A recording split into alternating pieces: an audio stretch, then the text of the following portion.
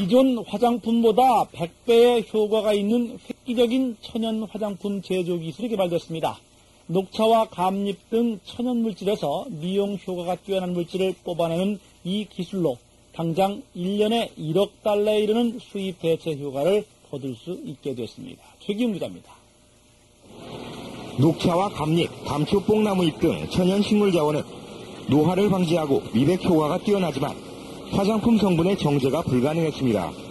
한국원자력연구소와 한 벤처기업은 이런 문제점을 방사선으로 해결했습니다. 즉 천연 자원에서 추출한 천연 화합물에 방사선을 쏘여 화합물의 구조를 변화시킴으로써 가장 큰 걸림돌이던 불필요한 색소와 불순물, 냄새 등을 제거하는 데 성공했습니다. 효과를 상승시킬 수 있는 그런 효과도 있으면서도 고순도로 아주 정제할 거의 100% 고순도로 정제할 수 있는 그런 기술이 이제 특징입니다.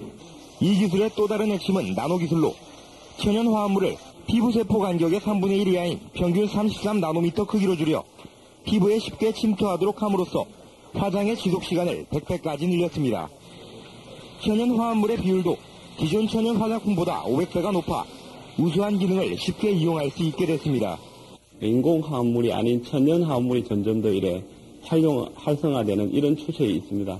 그래서 저희들은 지금 현재 우리가 이런 기술을 특허 출연해가지고 이번 신기술 개발을 통해 연간 수십조 원에 달하는 천연 화합물 시장에서 우리나라도 유리한 이치를 선점할 수 있게 됐습니다. 천연 성분이 들어있는 화장품이나 식품이 많지만은 기술적인 한계로 실제적으로는 별 효과가 없다고 합니다. 이런 가운데 최근 천연 성분 함량을 무려 500배까지 늘리는 기술이 국내 연구진에 의해서 개발이 됐습니다. 윤성원 기자가 취재했습니다. 최근 화장품 시장에서는 주름 개선과 미백 효과를 내세우는 기능성 제품들이 인기입니다. 대부분 천연 식물성 성분이 들어있지만 기술적인 요인으로 극소량만 포함돼 그 효과는 미미한 편입니다. 하지만 이런 장애를 극복한 신기술이 기업체와 연구소 공동으로 개발됐습니다. 신기술의 핵심은 방사선 정제 기술. 방사선을 이용해 천연 성분을 유지하면서도 색깔과 맛, 냄새를 없앴습니다. 국내에서 그 정제 기술 자체가 없기 때문에 대부분이 지금 일본, 미국에서 다 수입을 하고 있는 그런 실정인데 이번에 개발된 기술은 오히려 일본, 미국 쪽에서 사가지고 가려고 하는 그런 입장입니다. 또 나노 기술을 이용해 천연 성분을 보호하는 캡슐을 여러 겹 씌웠습니다. 이 정제 기술과 초밀입 입자 기술을 이용하면 천연 성분의 흡수율을 기존의 500배까지 높일 수 있다는 것이 연구진의 설명입니다. 현재 천연 성분을 이용한 제품 시장은 세계적으로 연간 100억 달러, 국내에서만 1,000억 원 이상의 규모입니다. 원자력연구소가 공동개발에 성공한 한국콜마에서는 이 기술이 상업화되면 1,000억 원이 넘는 수입 대체와 수출 효과를 볼 것으로 예상하고 있습니다. 전에는 천연 추출물이 이래 칼라가 많이 난다든지 이렇게 하다 보니까 많이 넣지를 못하는 이런 어려운 점이 있었어요. 그런데 이런 기술을 합쳐가지고 저희들 기술하고 합쳐가지고 굉장히 활성을 높게 이렇게 이용을 할 수 있기 때문에 지금 파급 효과는 굉장히 크리라고 그렇게 생각합니다. 이들 연구진은 앞으로 화장품뿐 아니라 식품과 의약품 제조용으로도 연구를 확대할 계획입니다. 매일경제TV MBN 뉴스 윤성은입니다. 방사선을 이용한 자연 친화적인 화장품 천연 신소재가 세계에서 처음으로 국내 연구진에 의해서 개발돼 관심을 끌고 있습니다. 대전 이정우 기자가 보도합니다. 한국원자력연구소 변명우 박사팀이 개발한 화장품 천연 신소재입니다.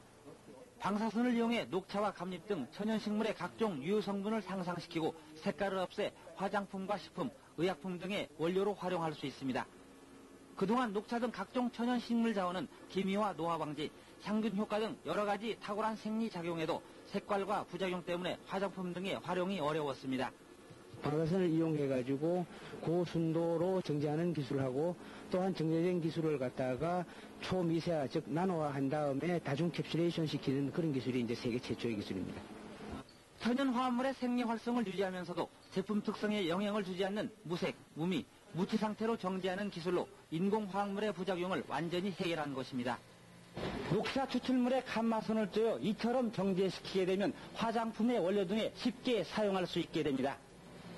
99.9%의 고순도 천연 화합물을 나노 크기의 3단계 다중 캡슐로 만들어 화장품이 피부 속에 파고들면서 천연물의 생리 기능이 장시간 지속됩니다.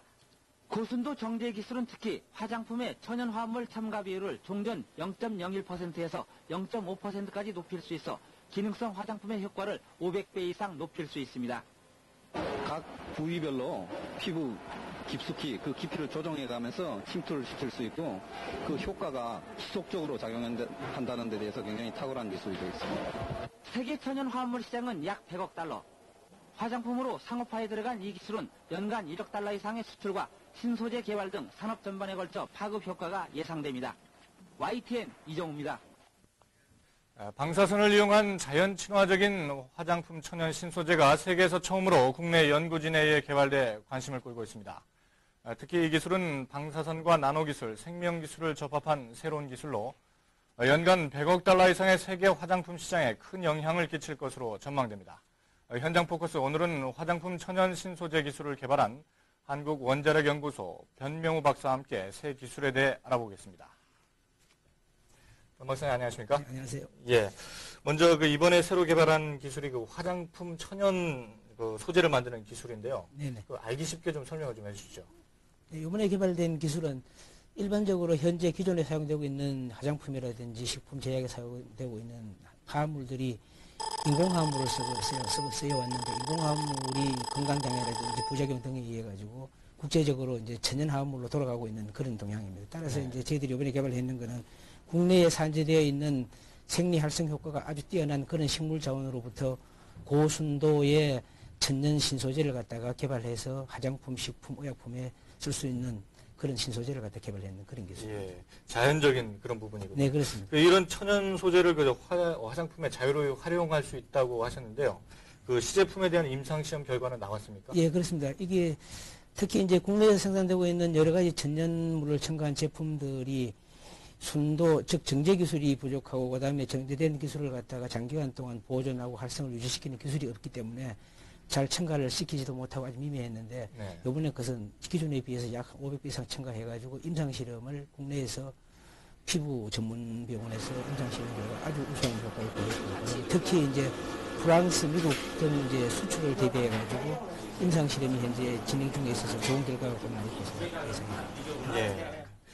소재를 개발하는 과정에서 방사선을 이용한다고 했는데요. 네. 방사선 하면은 좀 위험한 생각이 좀 드는 것 같은데 안전성에 대한 그런 부분들은 검증이 된 겁니까? 네, 안전성 검증이 완전히 끝났고요. 일반적으로 이제 방사선금은 일반 국민들이 위험한데 저희들이 현재 방사선하고 같이 살아간다고 하고 저희들이 이번에 사용한 방사선도 햇빛에서 나오는 자외선이라든지 가정에서 사용되는 전자레인지에서 나오는 마이크로파, 전자파와 동일한 전자파이기 때문에 안전성에 전혀 문제가 없고요. 또 특히 기존에 지금 나오고 있는 제품들이 화장품의 제품들이 거의 한 50% 이상이 방사선으로 위생화가 되고 있습니다. 아, 그렇군요. 네.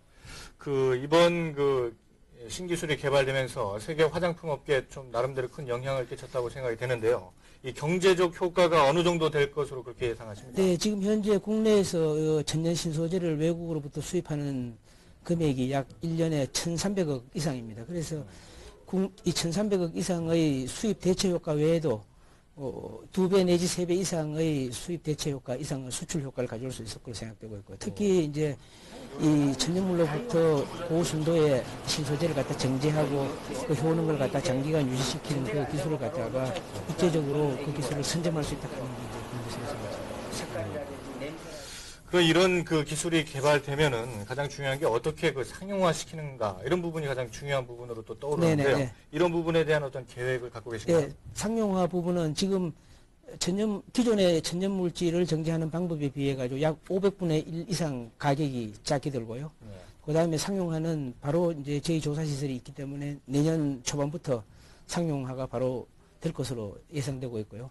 그 다음에 미국 코티라든지 에스트로젠 대규모 화장품 업계에서 이번 9월 17일 날 내방하기로 되어 있습니다. 이 기술 관계로 내방하게 되어 있기 때문에 바로 상업화가 내년부터는 될 것으로 예상을 하고 있습니다. 네. 이렇게 경제적 효과가 큰 신기술이 제대로 좀 결실을 좀 맺었으면 하는 그런 바람입니다. 네. 오늘 이렇게 직접 나와주셔서 대단히 고맙습니다. 네, 고맙습니다.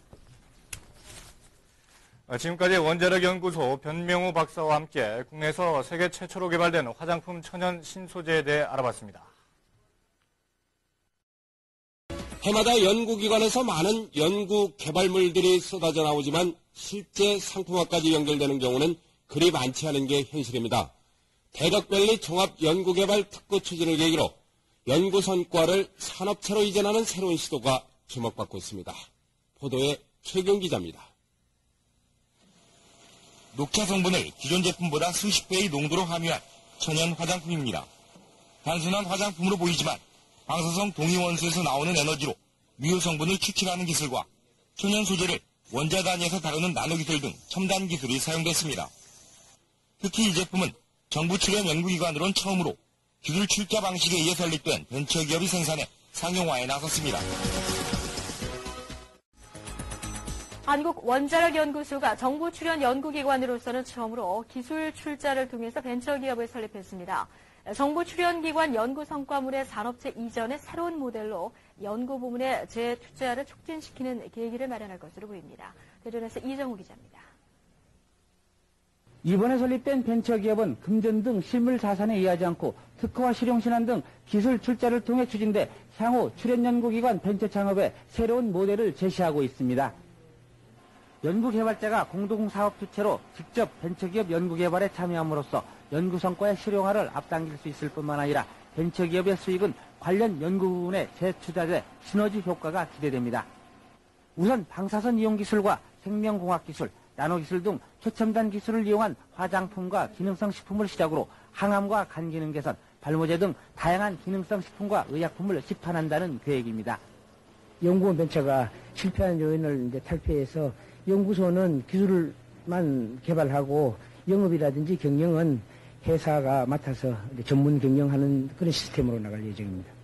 정부 출연 연구기관에서 첫 시도된 벤처 창업은 급성장하고 있는 기능성 식품과 의약품 시장 진출을 통해 재정 확충과 연구소 첨단 기술의 상용화에도 활력을 불어넣을 것으로 전망됩니다. YTN 이정우입니다. 국가의 미래를 책임질 동력은 바로 과학기술입니다. 한국의 연구개발 두뇌가 밀집한 대전의 대덕특구 현장을 찾아서 그들의 생생한 숨소리를 담은 MBN 기획 대덕특구 지금은 시간인데요. 우리나라의 원자력 첨단 기술이 상업화로 연결돼 해외에서 인정받은 사례를 황준 기자가 취재했습니다. 한약재가 농축된 화장품입니다. 평범해 보이지만 한약재를 우려낼 때 발생하는 어두운 색깔을 방사선을 쏘여서 없애는 첨단 기법이 사용됐습니다. 한국원자력연구원이 개발한 특허 기술로 한방 성분에 열광하는 미국과 일본에서도 인기를 얻고 있습니다. 지난해 매출액은 372억 원. 원자력연구원의 기술과 한국콜마의 자본, 또 해당 기업 생산의 3단계 분업이 유기적으로 진행된 사례입니다. 고객이 요구하는 기술을 저희들이 원자력연구소에 의뢰를 하면 원자력연구소에서는 그걸 참고로 해가지고 좋은 기술들을 개발해 저희들에게 주는 이런. 이와 같이 공공연구기관이 보유한 기술을 사업화하는 회사를 연구소 기업이라고 합니다. 이 제도는 연구기관의 탁월한 기술이 왜 창업으로 연결되지 않느냐는 물음에서 출발한 대덕특구만의 특수한 제도입니다. 2005년 1호 기업 출범을 시작으로 현재 19개의 기업이 운영되고 있습니다.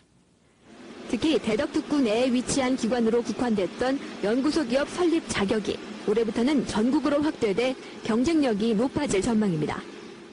2015년까지 60개의 연구소 기업이 설립될 수 있도록 지원하고 매출도 5천억 원 이상이 창출될 수 있도록 노력을 기울일 예정입니다. 원천 기술을 보완하는 연구개발비 지원도 확대됩니다. 또 벤처기업의 사업 아이템 구상에 적극적으로 나서면서 연구기술의 상업화에 한층 가속도가 붙을 것으로 보입니다. MBN 뉴스 황주윤입니다.